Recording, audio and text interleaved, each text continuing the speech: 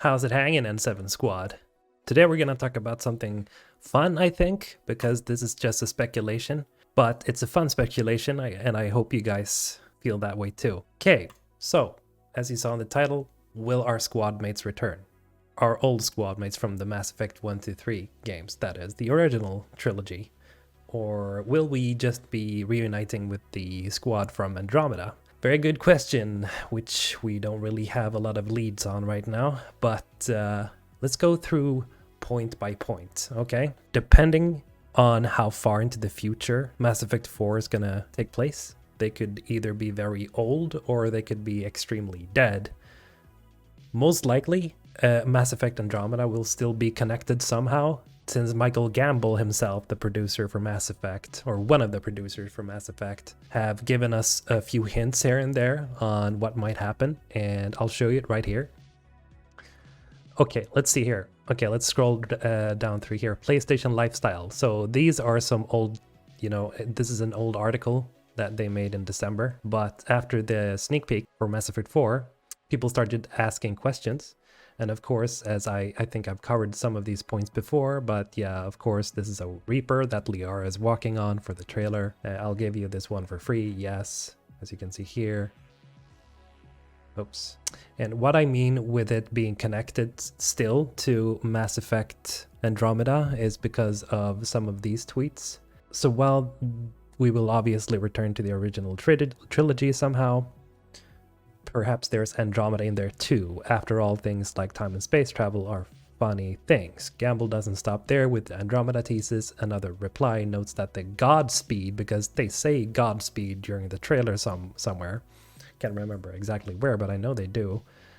And it's the same line as the as when you take off with the Tempest in Mass Effect Andromeda, when you first board the Tempest, you know, the ship in Andromeda. And Michael Gambel basically just responded with intentional. So they've intentionally put that in there to remind you of Andromeda, and that Andromeda still exists, even if some players didn't enjoy it very much, or some people just straight off hate it and don't want it included or counted as canon. But unfortunately, it's probably gonna be canon for you guys that don't like it.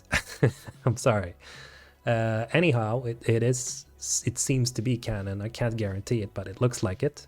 And another tweet, of course, was their pointed imagery of two galaxies, as you see in the start of the trailer. It pans over from Andromeda to the Milky Way, showing basically that we're going from the Andromeda galaxy back to the Milky Way again. But then he responds with, who knows, maybe not, but we show both for a reason. So I think because of this response that he made, in my opinion, that the Andromeda squad or the events that took place in Andromeda means that somehow they're gonna come back to the Milky Way, and it makes me like think that maybe they're getting chased by the Ket, or the masters of the Ket, or even the builders of the AIs over in Andromeda. It might be that they've encountered a new threat, and basically they're just fleeing back to the Milky Way, and they managed to build some sort of mass relay to return. And that's maybe where our old squad comes in, or the races from the Milky Way help out somehow. Can't say, that thought just hit my mind. That would be pretty cool. That would be pretty interesting.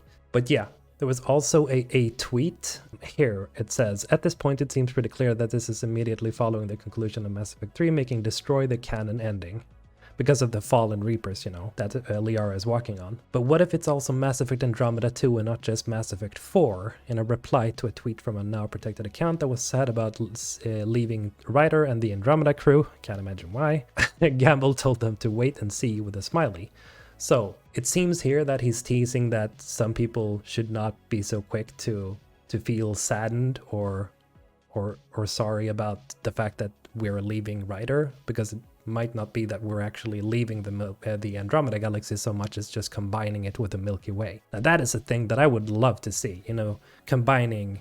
That's something I commented on one of you guys' comments, that it would be cool to see, a bridge between Andromeda and the Milky Way. But that would take so much resources, I can't even imagine, to like build two separate mappings of each galaxy, and you could like travel between both of them and encounter the races and the new races and stuff in the Andromeda galaxy, while at the same time returning to the Milky Way, and you can like encounter the old races and maybe some new ones in the Milky Way, and you sort of get a you get a separation of the how evolution has gone on through the different galaxies. That would be cool to see, but that would take so much resources. I don't think that would be possible.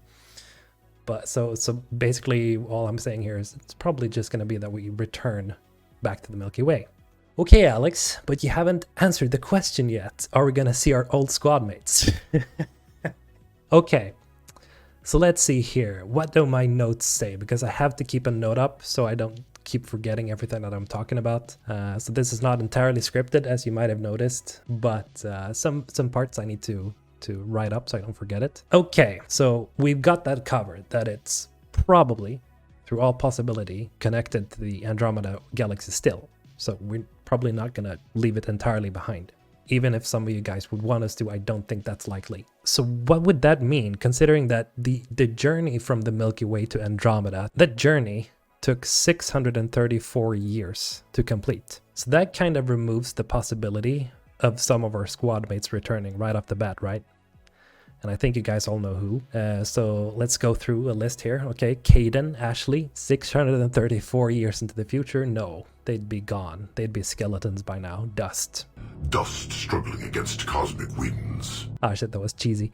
Yeah, they're definitely gone. Humans in Mass Effect never tend to live more, I think, beyond 125 to 150 years. I think that's how far humanity has come in, you know, prolonging their lifetimes. So 150 years is max, so they're gone. Absolutely dead. And hopefully by natural causes, not violent deaths. Jacob, Kasumi, Jack, Miranda, Zaid, and James. Miranda might be living a little bit longer, but I don't think she could live half a millennia, sadly. I just don't think that's possible. It's not impossible, but because she's a genetically human-made being, so who knows? Okay, non-human friends. Asari. We saw Liara, so Liara's returning. She had a couple of wrinkles, so that's why I started to speculate that it's probably gonna take, you know, be 600 years somewhere into the future. Arya could still be alive, even if she's not technically a part of the roster. She's still a memorable character, Arya T'Loak, so she could be back, of course, but she was pretty old by then too, I think. So she could probably be pretty old and wrinkly. Samara was probably even older, so her returning would be cool and all, but she would be like an old wrinkled up lady by this point, I believe, because I think she was like over a millennia old already. But she could return, definitely. Okay, so Asari aside, let's look at the Krogan. Grunt, Rex, any other Krogan? No, let's just look at these two. Okay, Rex was 800 years, approximately, in Mass Effect 1 to 3. So he could definitely still be alive because Drac in Mass Effect Andromeda was around 1400 years, 1400 years. So Rex could very well be alive if you didn't kill him and be a dick about it. And just, you know, if you just let him live, as you should, because Rex is a bro and he's one of the best characters ever. If he's alive, he could still be alive, but he'd also be pretty old by then. Grunt. Grunt is actually the character that I think is most likely to return, next to Liara, as we know who is going to return, because Grunt was a newborn when we met him in Mass Effect 2, and Krogan can live over a millennia, as we know with Drac. So Grunt, in my opinion, is probably almost guaranteed to make a return. He's cute. He's like everything you want in a non-human squad mate. I love Grunt. Everybody loves Grunt. There's like no discussion about that. So I think that like there's a 90% chance that he's going to be back. 99%, I think. I think so, yes. Other Krogans that are notable, not really. Not that we really care about. Those two, basically. And I think both could return, but the one likelier is Grunt. Tali. No, unfortunately. Tali and Quarians live around approximately the same as humans. So Tali, sorry, every Tali lover, she's long gone. She's long gone. Sorry. unfortunately. Breaks my heart to say it, but no, she's probably not going to be back.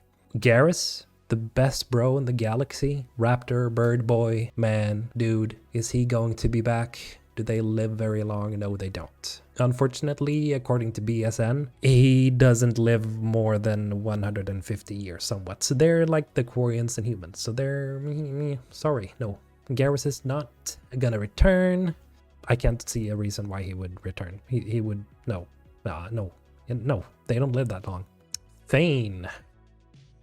Drell live up to 85 years. So... that's a guarantee that he's probably not going to be back. Sorry, Thane lovers.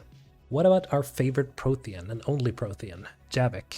Protheans live around 180 to 200 years. And considering he was already an adult when he was unfrozen in Mass Effect 3, I'd wager no.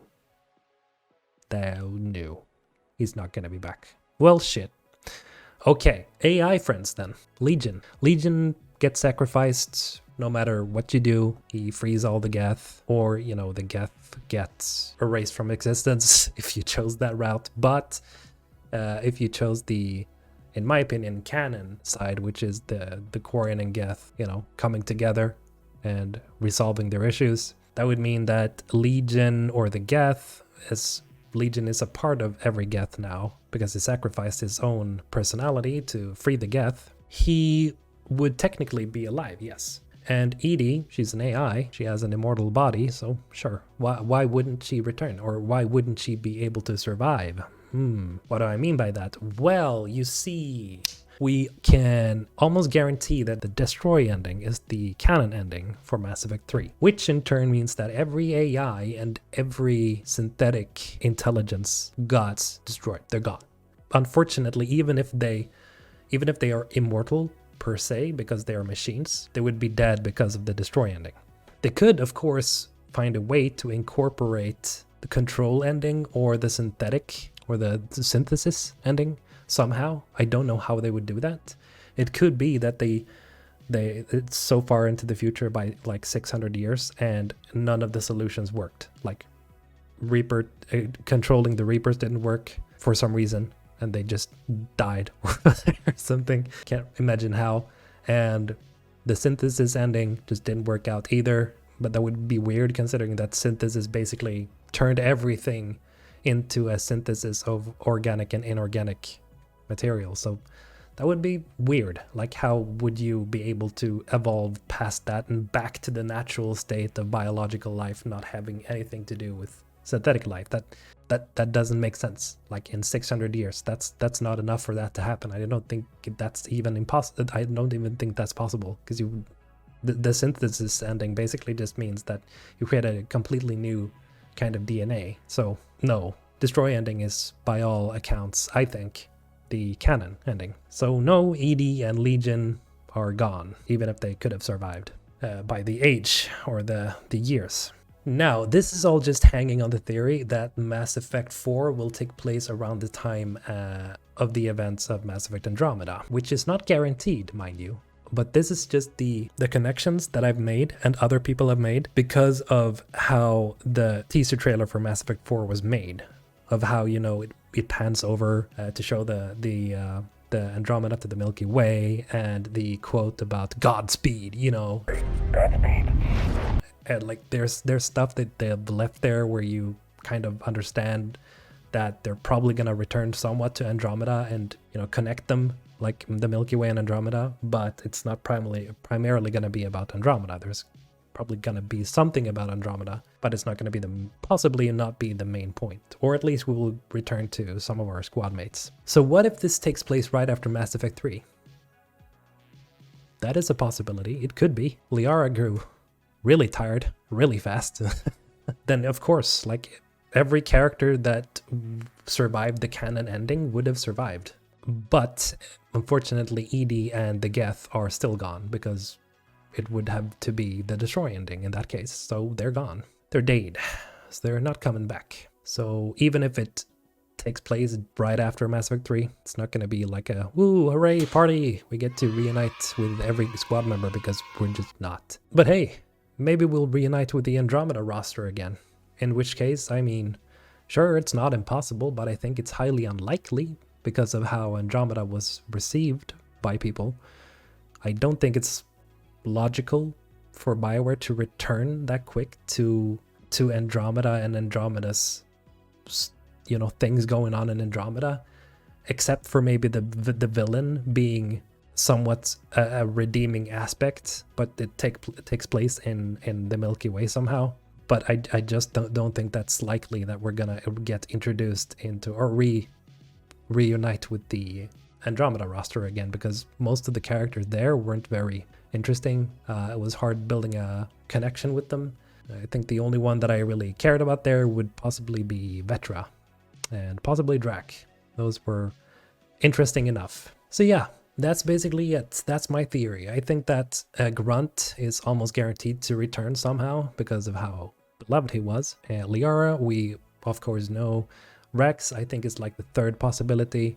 And then of course Samara or any other Asari and any other Krogan characters that we were introduced to throughout the trilogy. But every human, every Quarian, every Turian, they're long gone. If it takes 600 years, if it's right 600 years into the future, around where Mass Effect Andromeda took place, then we're not gonna meet basically anyone else. And because of the destroy ending, our AI companions are fucked.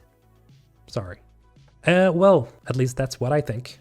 This is just a theory. This is not fact. This is just things I'm making up as I go from what I've learned. If you guys have any thoughts and suggestions, just leave those comments down below. I read every comment. I try to, at least, and I try to respond to some of them or most of them, but at least I read them. Remember to like the video. Thank you.